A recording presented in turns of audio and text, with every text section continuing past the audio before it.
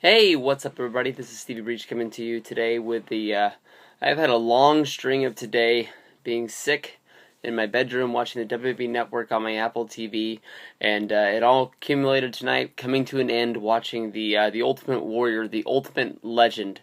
It was about a 1 hour documentary on the life and the career of the Ultimate Warrior. It was a very sort of touching. It was a very good relive of my childhood, going over everything. Of course, everybody knows earlier this month, Ultimate Warrior: The Ultimate Collection of Matches was released.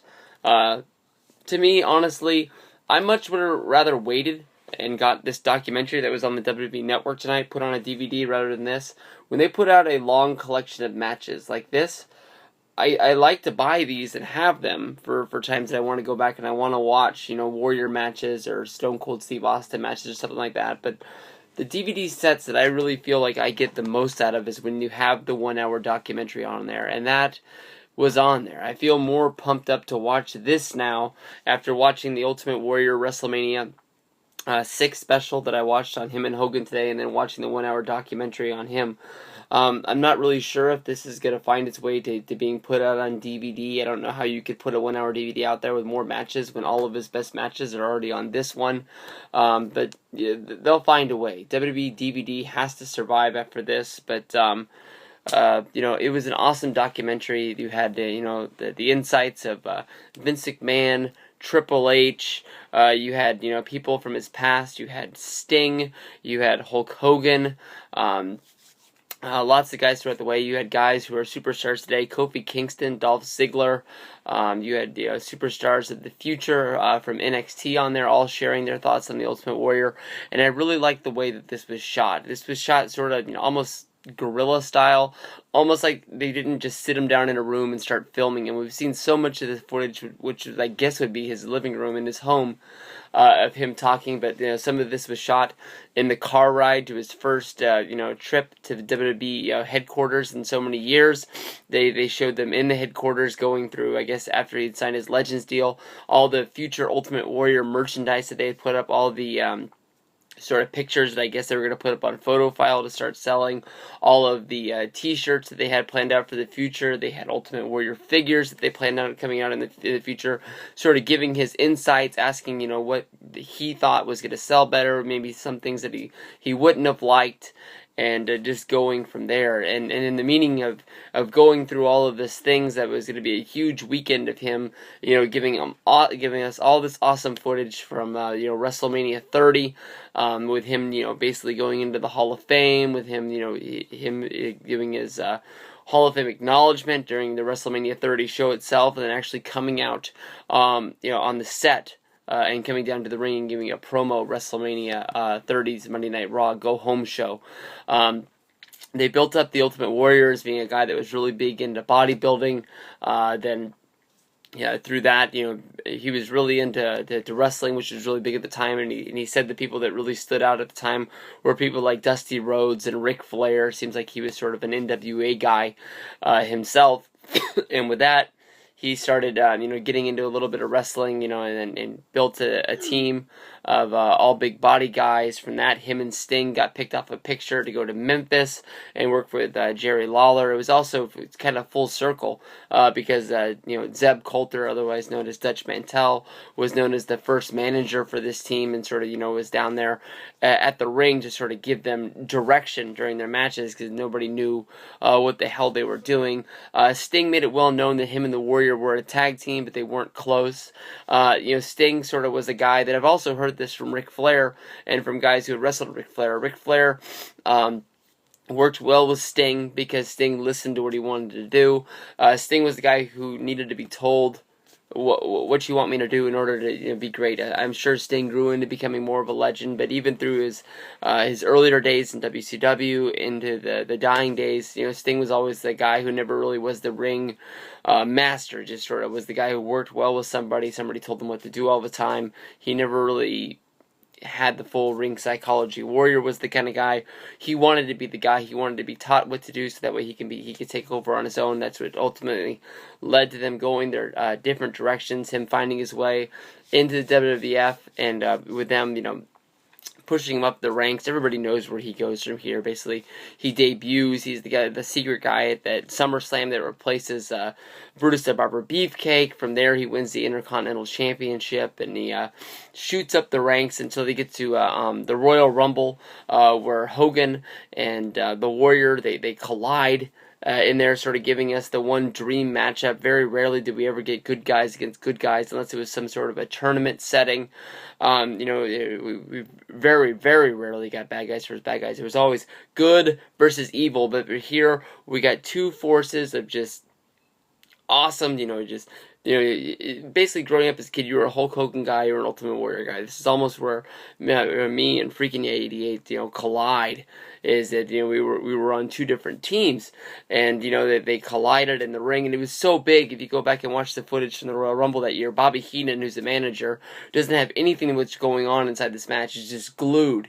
He's inside the business, but he knows how big this is that he doesn't want to miss this, and he wants to see it for himself, and he's just standing on the outside like, whoa, what's going to happen? And Hogan puts it best, they don't really do a whole lot inside this, collision. They do this huge large stare down, they bounce off the ropes at each other, they do one little bumperoonie where they both clothesline each other, then I think the Barbarian comes down to the ring or something like that to interrupt this, and the Royal Rumble continues from there, which ends up being, the big ultimate challenge that gets put up there. I think the WWE Commissioner Jack Tunney is what puts it together. They show the awesome footage of the contract signing with Warrior wearing the leather jacket, and he's got the face paint on, and he's telling Hogan to look into his eyes, and they shoot it really, really weird to make him look huge and bizarre.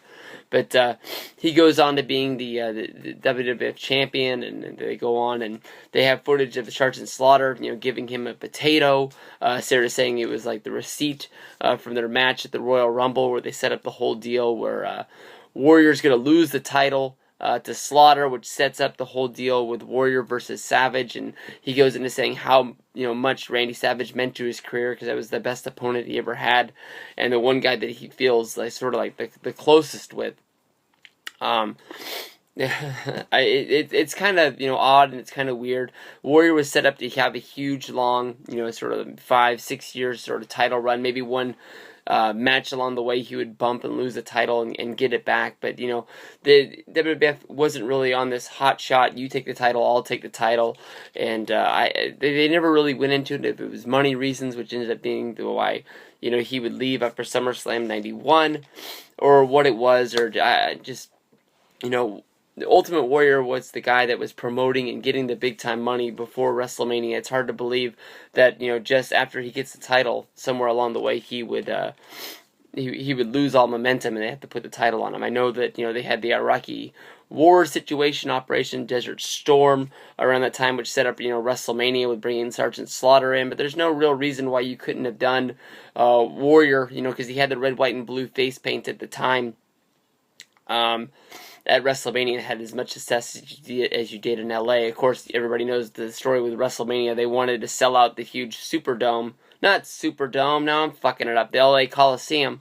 And they weren't able to do that, and they had to move it over to the Sports Arena is where they had it. I've never really even figured out, like, if you were one of those people who went and you bought tickets, how do you get your tickets transferred into sitting into that other thing? If it was a new set of tickets, or if you just got screwed and you figured out where you were sitting once you got there, it never really made sense to me. But then they sort of fast forwarded from going from there to SummerSlam 1991, where they talk about where basically Warrior held up Vince for $500,000. He felt that he was deserved it for working the main event, and Slaughter and Hogan talked about the situation of having the match, and the second Warrior went back to the back.